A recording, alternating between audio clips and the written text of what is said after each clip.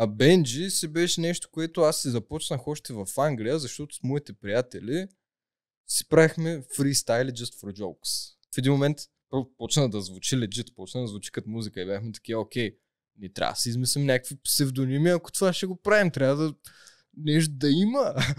И всеки си измисли някакъв супер смешен псевдоним. Примерно имаме Чедара, имаме Веско Треци, имаме Шушляка, имаме just random names. А тогава аз бях продуцирал, имам един албум, който зарязах и там имам една песен с един рапър Илия Григовор, който в края на песента казва нещо, ти се 7 жени и последната затваря вратата, Бенджи Грегори. И ние това нещо с моите приятели, ние я слушаме тази песен и сме такива, какво говори, какво е това, what does this mean?